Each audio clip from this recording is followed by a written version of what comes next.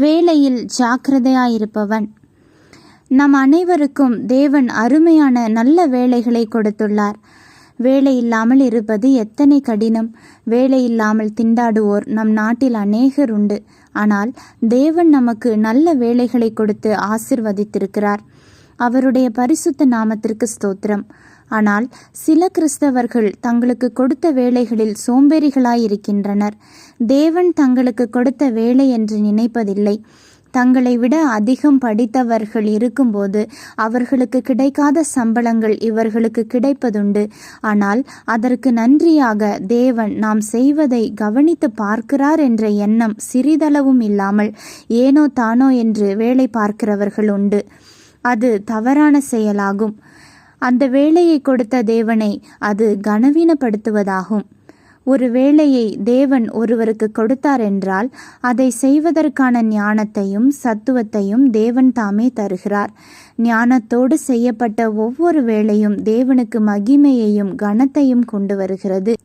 ஒரு வேலையை ஞானத்தோடு செய்வதற்கு ஒரு மனிதனுக்கு கடின உழைப்பும் ஜெபமும் அத்தியாவசிய தேவைகளாகும். கடினமாக உழைக்காத எந்த மனிதனையும் யாரும் விரும்ப மாட்டார்கள். நம் தேவனும் அவனை நம்பி ஒரு காரியத்தையும் செய்ய விட மாட்டார். கடின உழைப்பு மாத்திரம் இருந்தால் போதாது, கர்த்தரிடம் ஜெபிக்கவும் வேண்டும்.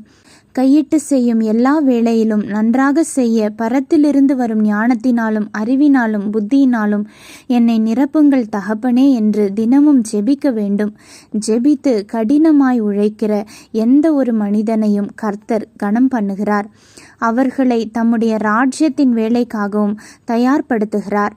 கர்த்தரால் பயன்படுத்தப்படும் பெரிய ஊழியர்களை பார்த்தோமானால் அவர்கள் சோம்பேறிகளாய் அல்ல, சுறுசுறுப்பாய் தங்கள் வேலைகளில் திகழ்ந்தவர்களையே தேவன் தமது வேலைக்காகவும் தமது ஊழியத்திற்காகவும் தெரிந்து கொள்கிறார். அந்த சாட்சிகள் நமக்கு ஒரு புதிய உற்சாகத்தையும் நாம் வேலை செய்யும் இடங்களில் கடினமாய் உழைத்து முன்னேறவும் நம்மை ஊக்கப்படுத்த வேண்டும். நாம் ஜெபித்துவிட்டு நம் வேலை இடங்களில் கடினமாய் உழைக்கும்போது நம் பெயர் உயரும். மற்றவர்கள் நம்மை மதிப்பார்கள். மற்றவர்கள் பார்க்கிறார்கள் என்பதற்காக உழைப்பவர்களும் உண்டு. அப்படியெல்லாம் மாய்மாலம் செய்யாமல் உண்மையாய் உழைக்கிற ஒவ்வொருவரும் தேவனுக்கு மகிமையை கொண்டு வருவார்கள். தன் வேளையில் ஜாக்கிரதையாய் இருக்கிறவனை நீ கண்டால் அவன் நீசருக்கு முன்பாக நில்லாமல் ராஜாக்களுக்கு முன்பாக நிற்பான். ஆமேன். அல்லேலூயா.